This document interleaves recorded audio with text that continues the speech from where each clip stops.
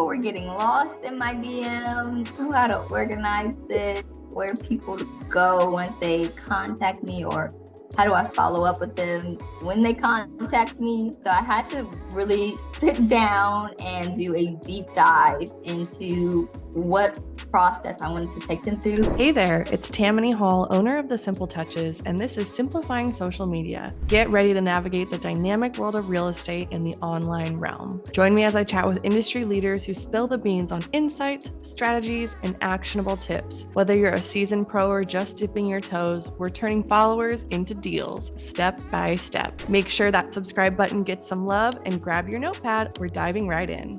Welcome back to another episode of Simplifying Social Media. I'm your host, Tamany Hall, owner of The Simple Touches, and today I'm so excited to be joined by Takarah Culp. And Takarah is a relocation and new construction specialist in Atlanta. What brokerage are you with? I am with Atlanta Communities. So we have a few offices in the metro Atlanta area. This brokerage is in Brookhaven, so it's a little, maybe like 10 minutes from downtown. And before we kind of dive into social media stuff, I'd love to hear a little bit about how long you've been in real estate, what's your typical production, just for context, and then we'll dive in. So I've been licensed for 2 years now. So I started in 2021 when it was the extreme buyer's market, and I felt like I was crazy, but I persevered. And as far as volume goes, currently at total sales of 3.1 million. And it's just you, or do you have a team? It is just me. Really? I love that. What is your typical sale? Is it more of a luxury market? Are you more residential? What does that look like for you? I am servicing all price points, same level of service throughout. You're getting the same Takarah at $200,000 that you would get at $1 million price point. As far as commercial versus residential, I do specialize in residential. I have not done anything in the commercial field. So let's dive into social media. First off, what role does social media play in your real estate business? I feel like social media is really one of the new biggest ways for realtors to lead generate. So when I first got started making reels, and if you are nosy like I am, if you scroll to the bottom of my page, you will see my very first reel. And I laugh at my very first reel every single time because I'm like, what? Like, what was I doing? What was I thinking? Why did I think this was good? Like, and you just have to start somewhere. So if I could give anyone advice, I would say you really just have to just do it. And even if it doesn't look perfect at first, the concept is to just fail forward and tweak and make changes as you go. But if you just never get started, you'll never know. It plays a huge role in my business. It pretty much generates all of my leads at this point. And I would say majority of my growth happened this year as opposed to last year. So you definitely have to keep going even if you don't see the results right away. This year pretty much went from 6,000 followers in January, and now I'm at 30,000. And that's just this year. So the whole first year was like not seeing very much.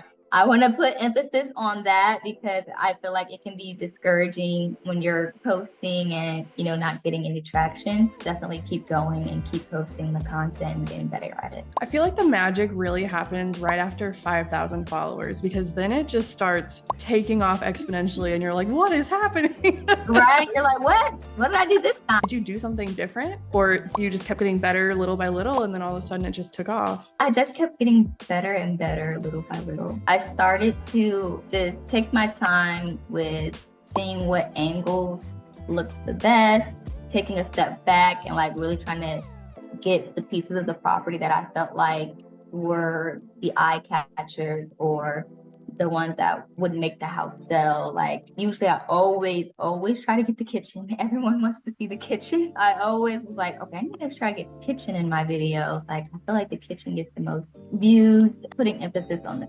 kitchen, staying true to myself as far as when people say pick a trending sound. I'll literally scroll on my phone if I don't already have a trending sound that I like.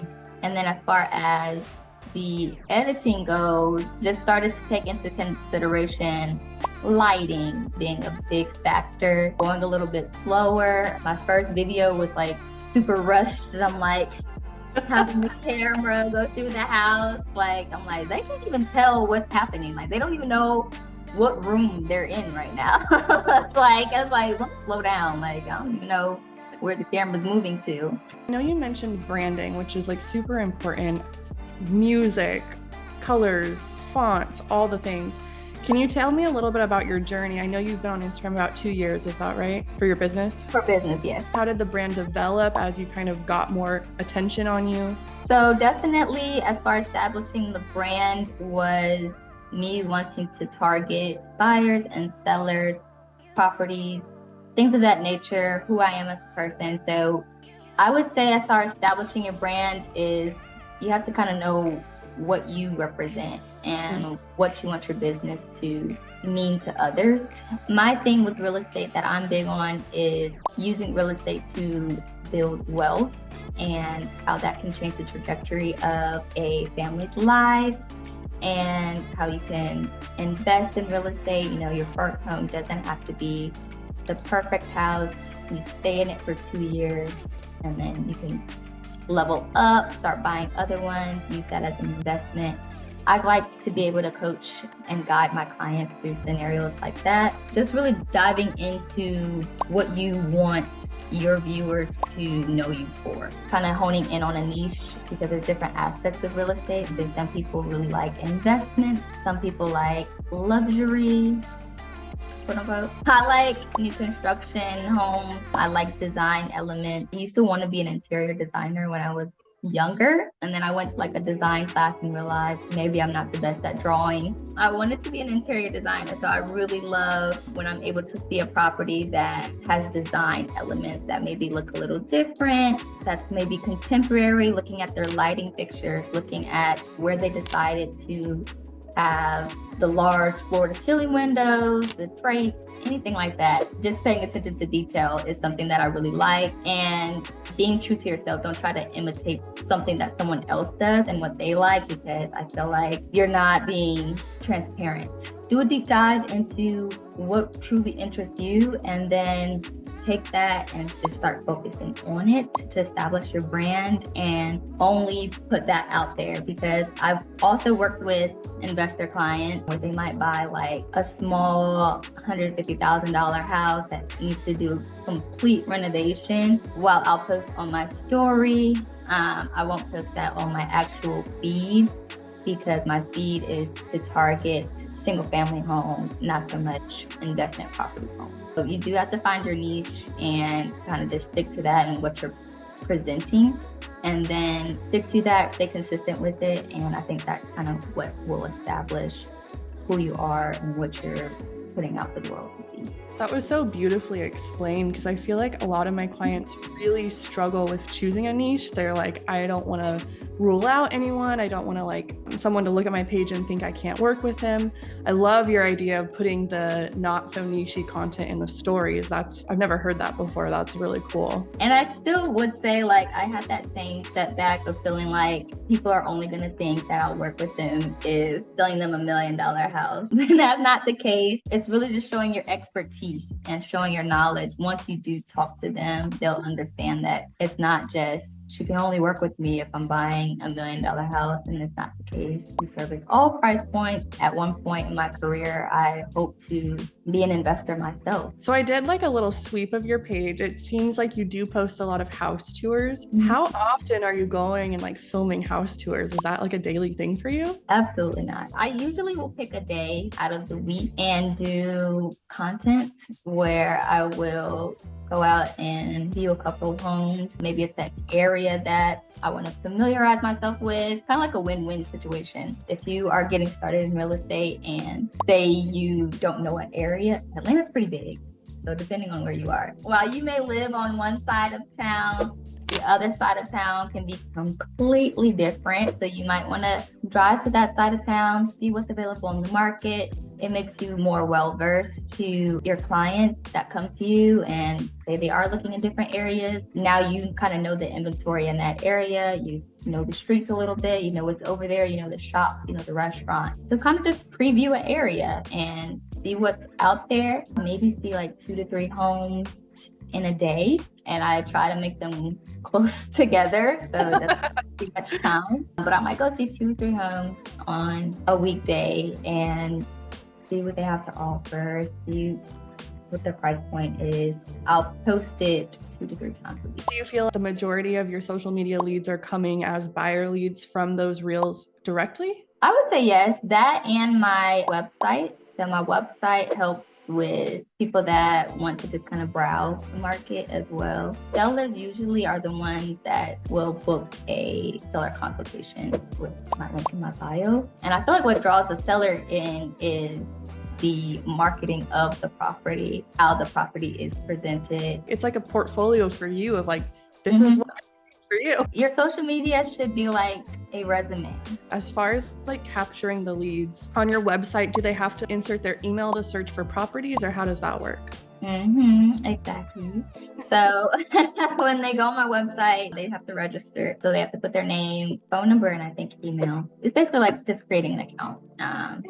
Account, and then they're able to make their search criteria, browse around. I usually reach out to each person that registers. And then I'm looking, it looks like you have a buyer's contact form made with Google Forms, and it's pretty lengthy. Do you get a lot of people that fill this out? Yes, so the people that I find to be serious about getting started will fill that out. It's lengthy, but only a few of the categories are required to fill out. The rest of the questions will obviously help me in kind of just getting an idea of what they're looking for, when they're looking for it by. People that fill out that form are people that actually do become clients. And then lastly, you have a Calendly calendar sign up for your seller's consult. Something I really enjoy about this is I feel like you have a really clear vision of the process you want to take your leads through and what happens after the social media part. Because the social media part is just the attention grabber. Yeah, but for sure. You have a plan for them once they're interested. Yes. And I can honestly say I messed that up. People were getting lost in my DM, how to organize it, where people go once they contact me, or how do I follow up with them when they contact me. So I had to really sit down and do a deep dive into what process I wanted to take them through, because buying a home is usually one of the biggest pieces of property or anything someone buys in their lifetime, and you want the process to be seamless as possible. So I took the time to figure out what was the best way, as far as from when they contact me to when I have the consultation to when they go get approved, to all the way to the closing table. And I think that speaks beautifully to your philosophy of same service, no matter the price point, because you have that map out and you send them all through this journey that's mostly automated, I would imagine, at this point, right?